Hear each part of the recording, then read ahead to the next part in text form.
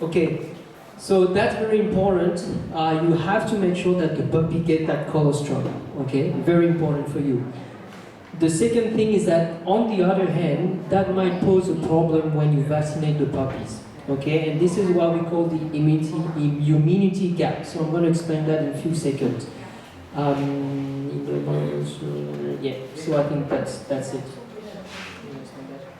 Đó là lý do mà vì sao anh nói là mình phải lưu ý là phải cho con chó con uống sữa đầu để có được cái kháng thể mà bảo vệ cái con chó con này. Mọi người phải nhớ chuyện đó, để bảo vệ con chó con mình trong những tuần đầu. Tại nó còn nhỏ, nó sẽ cái hệ miễn dịch của nó chưa có hoàn thiện để có thể chống lại bệnh, mà nó cũng chưa được tiêm vaccine, mà mình phải tận dụng cái kháng thể truyền từ cái sữa mẹ qua cho nó trong cái sữa đầu. Okay, so I think we're going to try to explain that now. So pay attention.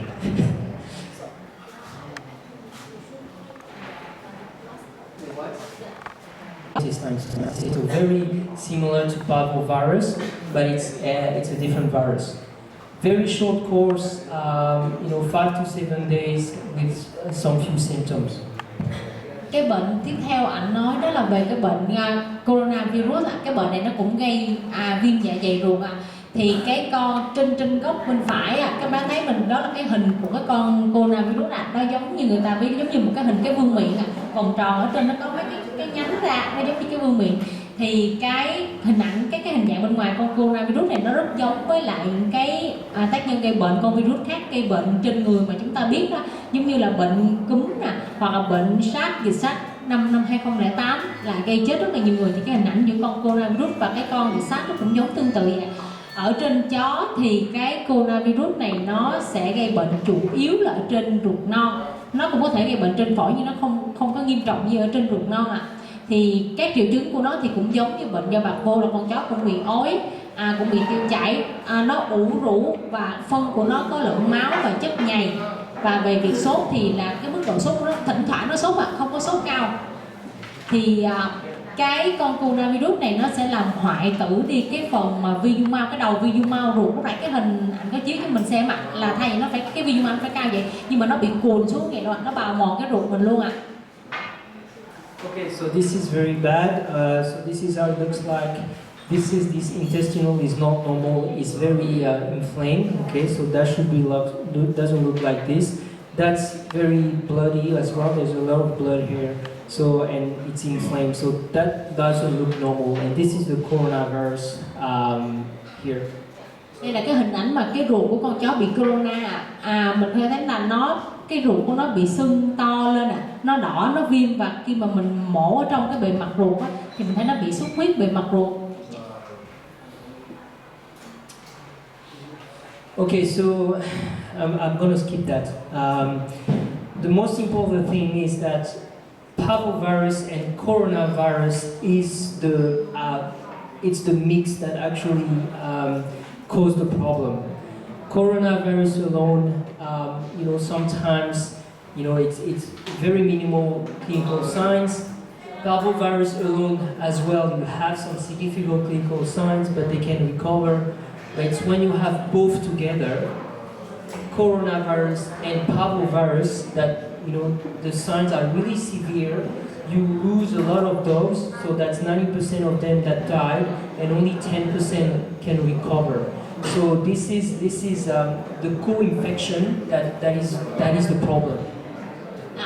Thì nếu mà con chó mình chỉ bị một bệnh coronavirus hoặc chỉ bị cái bệnh parvovirus thì mình vẫn có thể cứu chữa được nó, và cái khả năng hồi phục nếu mình phát hiện sớm và mình can thiệp kịp thời đúng lúc thì con chó vẫn có thể hồi phục 100%. Nhưng trong trường hợp mà con chó nó bị kết hợp cả hai luôn nó bị coronavirus và parvovirus luôn thì cái tỷ lệ chết của nó đến 89%, và cái khả năng mình cứu sống được nó chỉ có 11%.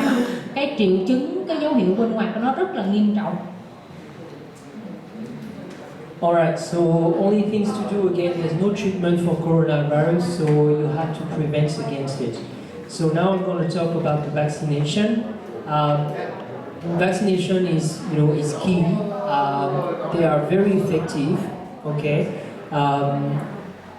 They must be correctly used, so there are some very specific protocol to make it work. However, they are not 100% effective in every case. Okay, so that depends on you know, the dog, and we're gonna see that in a second. But that's the best way to prevent against those diseases. Thì cũng giống như cái bạc virus thì cái bệnh do coronavirus là mình không có trị được, không có thuốc trị, nên cách duy nhất mình chỉ có thể là phòng thì mình phải tiêm vaccine ạ. Nhưng khi mình tiêm vaccine thì mình phải lưu ý những gì ạ? Mình phải lưu ý là vaccine nó phải là tốt, và thứ hai là cái vaccine nó phải trị đúng cái bệnh mình đang muốn trị. Và một điều các bác lưu ý là không phải mình tiêm vaccine là con chó sẽ được bảo vệ 100%, sẽ có rất ít một số trường hợp con chó mình đã làm đầy đủ vaccine, kể cả heo gà cũng vậy, nhưng mà con chó mình vẫn có thể chết ạ. Cái đó là một trường hợp ngoại lệ. Dạ, cái đó nó sẽ tùy theo cái cơ địa của từng con, nhưng cái đó rất là hiếm. Dạ. Nên mình đừng có nghĩ là mình tiêm 100% vaccine rồi mà chó mình sẽ được bảo vệ hoàn toàn ạ. So the goal of the vaccination is 4 goals. The first one is to, you know, achieve protection against a broad range of potential pathogen, including parvovirus and coronavirus. The other things that we want to achieve is herd immunity. So I have a slide on that, and I'm going to explain what it is. Prevent against zoonotic infection, and then reduce antibiotic use. Okay. Dạ, thì cái mục tiêu khi mình sử dụng vaccine đó, nó có 4 cái. Mục tiêu thứ nhất là mình sẽ giúp cho con chó mình là nó sẽ bảo vệ con chó để chống lại những cái bệnh mà gây chết cho nó một cách nhanh chóng và hiệu quả. Rất là dễ dàng, mình tiêm vaccine mình sẽ bảo vệ nó. Cái thứ hai là mình sẽ giúp cho con thú có được, khi mình tiêm vaccine nó sẽ có được cái miễn dịch trong cơ thể nó, thì trong quá trình sống nếu nó có gặp con virus nữa thì nó sẽ không bị mắc bệnh, thì nó sẽ không chết ạ. Cái mục tiêu thứ ba là do có một số bệnh nó truyền lây giữa chó, giữa con thú với con người, do đó khi mình bảo vệ con thú thì cũng đồng nghĩa là mình bảo vệ cho cộng đồng người mình luôn. Và cái mục tiêu thứ tư là khi mình sử dụng vaccine rồi thì mình sẽ giảm cái hàm lượng kháng sinh mình sử dụng, vì khi con chó mình bị bệnh, nếu mà bệnh do vi khuẩn chẳng hạn thì mình sẽ phải sử dụng kháng sinh để trị cái con vi khuẩn đó. Còn nếu do virus thì mình phải chống bội nhiễm vi khuẩn thì mình cũng sử dụng cái kháng sinh, mà khi mình sử dụng kháng sinh trên thú nhiều thì nó sẽ gây cái hiện tượng là lờn kháng sinh. Okay, so the herd immunity concept, this is this one. So you have a population here that is not immunized, doesn't have received the vaccination. That's the blue people. In red, you have not immunized people but are sick and they are contagious. So what happened in that population is that because they are contagious, like parvovirus for example, then all the other people are getting sick because they are not immunized. In that population here, again, the majority is not immunized, still healthy here. There's 2 people there that are not immunized but sick, and there's like few people in yellow that are immunized, so they can receive the vaccine, and they are healthy.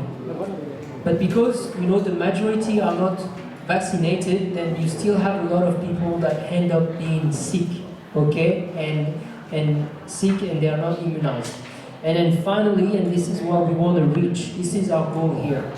You want to vaccinate everyone, so everyone is in yellow, everyone is immunized and healthy. And so when some of them are sick and not vaccinated, then you actually protect most of them, and there's only one guy here that is sick. So this is the goal of vaccination. Thì cái hình ảnh này nó sẽ minh họa cho việc mình tiêm vaccine cái mục đích của vật mình tiêm vaccine. Với cái hình đầu tiên là cái nhóm người màu xanh, đó là những người mà họ khỏe mạnh nhưng họ chưa có được tiêm vaccine. Có 2 người màu đỏ thì 2 người đó là đã mắc bệnh rồi. Thì nếu như những người xanh họ không được tiêm vaccine thì khi họ sống trong một cộng đồng như vậy thì 2 người đó sẽ lây lan, thì toàn bộ những cái người màu xanh sẽ chuyển thành màu đỏ hết, là họ bị lây bệnh Thì trường hợp thứ hai là những người màu xanh cũng là khỏe mạnh nhưng mình chưa được tiêm vaccine. 2 người màu đỏ là mình bị bệnh, còn có 2, 4, 5 người, 6 người màu vàng là mình đã được tiêm vaccine Thì khi mình sống trong một cái cộng đồng vậy thì những người màu vàng đã được tiêm vaccine thì họ vẫn khỏe mạnh Còn đối với những 2 người màu đỏ họ sẽ lây cho toàn bộ những người màu xanh khác, thì toàn bộ họ sẽ bị bệnh. Và trường hợp thứ ba là toàn bộ cộng đồng, số lớn mình đều tiêm vaccine hết, mình được bảo vệ vaccine.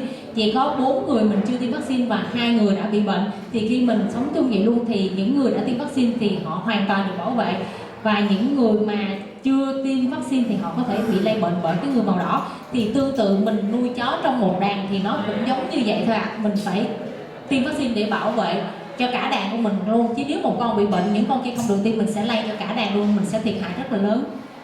So in conclusion, you want to vaccinate everyone. Everyone should be vaccinated. So you protect those who are not vaccinated, but you have to vaccinate every individual. Đó là lý do vì sao mình phải tiêm vaccine cho mỗi con chó, mình phải tiêm toàn bộ hết ạ. Okay, so the immunity gap now. All right. It's a bit difficult, so I have to come back to the graph. Interference level. So when you vaccine at those points, you know, here doesn't work, here doesn't work, here the vaccination works. Okay, and so that's the immunity gap. Cái bảng này, cái bác là nó nói về vấn đề khi mình tiêm vaccine nó có một vấn đề mình phải lưu ý, đó là người ta gọi là cái miễn dịch mẹ truyền. Tại vì khi trong bệnh đậu mùa nó nói là con chó mẹ khi nó đẻ con chó con ra thì nó sẽ truyền cái kháng thể qua cái sữa đầu, thì kháng thể nó sẽ bảo vệ con chó con trong những cái tuần đầu thôi, sau đó sẽ không còn đủ bảo vệ Thì đây là cái hiệu giá kháng thể, tức là cái hiệu quả của kháng thể Cái đây là mũi của con chó. Thì khi mà nó mới được sinh ra thì cái kháng thể nó cao cái này, nó đủ bảo vệ, thì nó sẽ theo cái tuổi nó dần dần nó lớn lên thì cái hàm lượng kháng thể của nó sẽ giảm xuống như thế này. Thì ở đây cái dòng này là cái mức mà bảo vệ tối thiểu, tức là hàm lượng kháng thể phải còn đủ ở cái vạch này thì mới đủ để bảo vệ con chó khỏi bị bệnh. Nhưng khi mà nó xuống tới mức dưới này rồi là mặc dù vẫn còn kháng thể nhưng không đủ để bảo vệ con chó, thì cái mức này người ta gọi là cái rào cản của cái miễn dịch mẹ truyền, có kháng thể nhưng không bảo vệ được Thì cái khoảng trống từ đây đến đây người ta gọi là cái khoảng trống miễn dịch, tức là trong cái giai đoạn này con chó rất dễ bị nhiễm bệnh, mặc dù vẫn còn kháng thể nhưng không đủ bảo vệ nó để chống lại bệnh, người ta gọi là cái khoảng trống miễn dịch. Do khi mình tiêm vaccine nếu mình tiêm vaccine tại thời điểm này nó quá sớm đi, hàm lượng kháng thể vẫn còn cao, thì kháng thể đây nó kháng thể mẹ truyền, thì vaccine này nó sẽ bị trung hòa bởi kháng thể mẹ truyền. Trong vaccine nó chứa cái kháng nguyên là con virus, thì khi mình tiêm vô thì nó sẽ bị trung hòa bởi kháng thể mẹ truyền, thì mình tiêm tại đây không có hiệu quả. Tại đây nếu mình tiêm tại thời điểm này luôn nó cũng không có hiệu quả, đúng không ạ? Khi mà cái hàm lượng kháng thể nó xuống tới mức này, mình tiêm tại thời điểm này thì nó sẽ kích thích cái hệ miễn dịch của con chó đó, nó sẽ tăng cái hàm lượng kháng thể lên, điều đó mới đủ bảo vệ được cái con chó của mình. Nhưng có một vấn đề là nếu mình muốn tiêm ở tại cái thời điểm này, tại vì trong thời điểm này là con chó sẽ có thể bị bệnh, cho đó mình sẽ tiêm vaccine ở cái mức này. Nhưng để tiêm được thì cái vaccine nó phải như thế nào, nhất là cái lượng kháng thể kháng nguyên, cái hạt của virus trong vaccine nó quá thấp đi, khi mình tiêm vào nó sẽ bị trung hòa hết bởi kháng thể mẹ truyền, thì nó sẽ không phát huy được cái kết quả. Do đó mình phải chọn cái vaccine nó phải có cái số lượng cái virus nó phải đủ cao, phải đủ, nó sẽ bị trung hòa một phần và còn lại một phần đủ lớn để có thể kích thích con chó con nó tạo được cái miễn dịch và bảo vệ lấy bản thân của nó. Okay, it's difficult this one. All right. So what we do with our vaccine is this is basically